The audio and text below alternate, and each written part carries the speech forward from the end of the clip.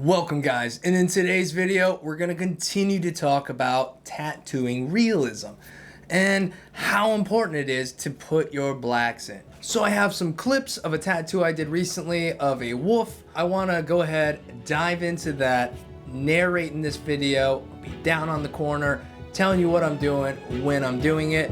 So if you guys are ready to do that, then let's go. So starting off, first things first is I have this mandala right here. I need to line that. I'm starting from the bottom of the piece and I'm working my way up. I start here at the mandala, get that lined out so it's pretty well done. I'm not gonna smudge it or anything.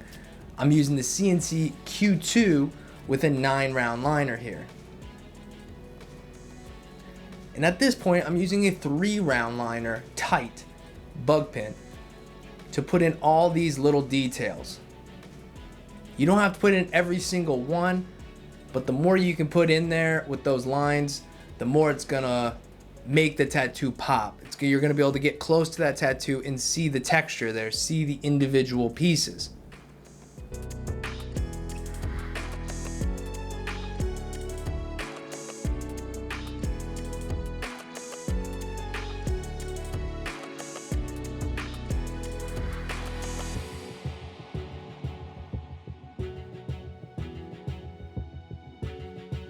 So I've already finished the right side.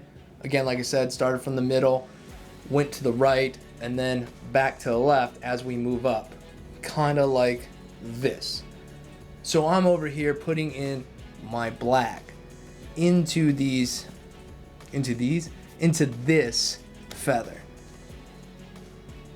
And again, the quicker you move your hand, the less ink is going to get deposited.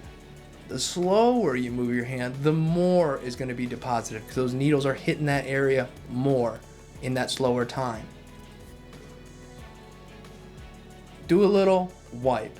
I don't have to worry about getting rid of my stencil in this spot, so I can wipe often.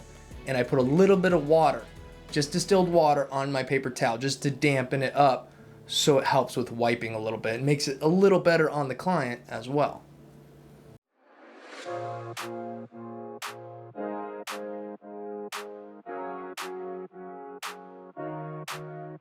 And again, we're just kind of shading in those darker areas. I'm leaving some skin exposed here, lighter areas, so later I can go back and put some highlights in there, really just allowing for some skin breaks.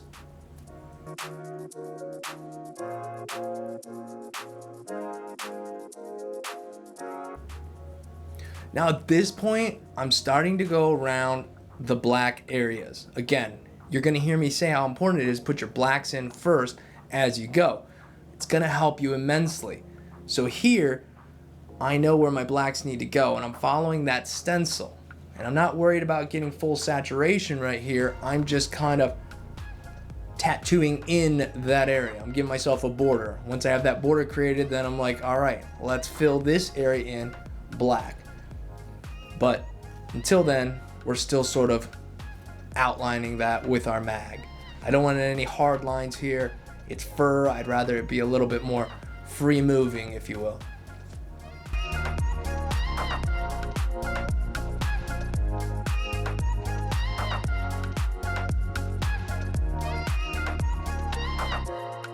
And here at this point is when I'm really going back in and I'm packing the black inside that area.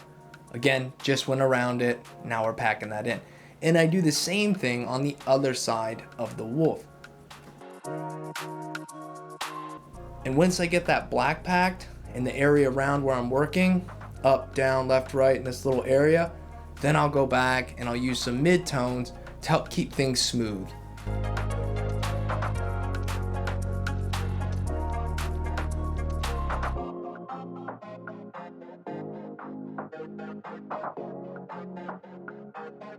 And again, here you can see the stencil. You see where the purple is and where those lines are at and where I'm filling in. I'm following that stencil. It's important that you make your own stencils so you know how to follow it. Now I fast forwarded here, we're up to the nose, just packing in the black around the nose. I lined around that with a 3-tight liner, Also down the sides of the face here with that liner, and kind of filled in those heavy dark areas. You'll see in the nose I have left a little area there that is going to be skin, and that is going to be like my highlighted area. I won't hard line around that because it's a soft spot. There's no point in hard lining around that.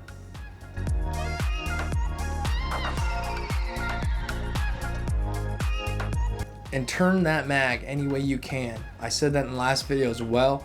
Turn the mag, get it however you need it. Think of it like a paintbrush. Okay, you can run a paintbrush this way, you can run a paintbrush this way, or however, you understand. Now I apologize, I lost some footage here, but as you can see, I'm just putting in those softer shades here in the face. My black went in around the eyes, some key areas, and I'm just blending it now, taking the dark and figuring out what light shade do I need to give me the correct effect I'm looking for. And in that case, you can sometimes start light and see how that works in the skin, then maybe go with a darker tone, see how that works, and before long you'll start to understand which values are going to give you what result. And here again, I've lost some of my stencil over the left eye there, and I'm referring heavily on my reference.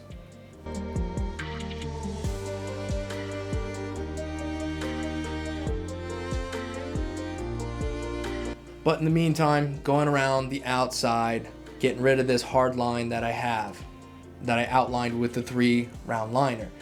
Now I'm going back with that mag, an 11 curved bug pin mag, and defining things. And again, that light that you see on off, that's my headlamp, because I hate having shadows in my lighting, so sometimes I put that on. It helps me tremendously.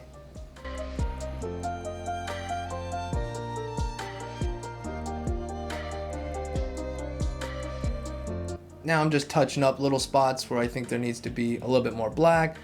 Here I am going back down, putting in some lighter tones here or there. Really just jumping around. Now that I have the whole structure there, all the blacks in, some of my mid-tones are in, and now I can really look at it, look at my reference and go, okay, what do I need to emphasize now? And for me, at this current point, it was to soften that hard line from the inside of the ear.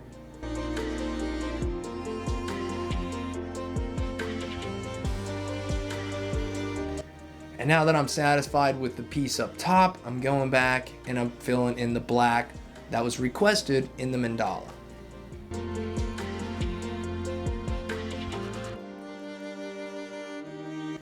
And now we start highlighting.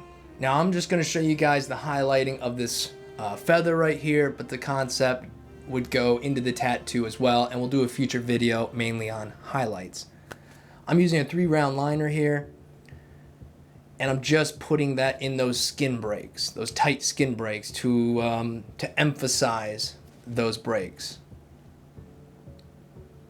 And that's why we had to leave some of that before. When I was putting my black in and my midtones, I left some open areas so I could have a clean spot to put some white in and really help give it some contrast.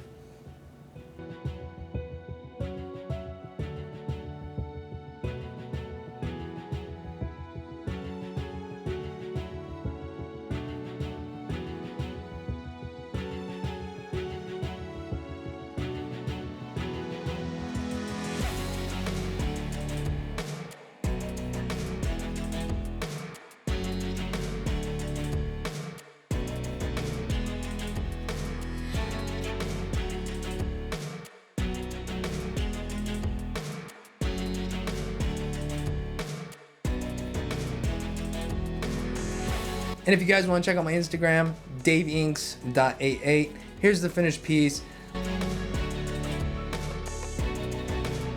Guys, remember, we did this on fake skin and now on real skin. I just wanted you guys to see that you could put it on fake skin, you can put it on real skin.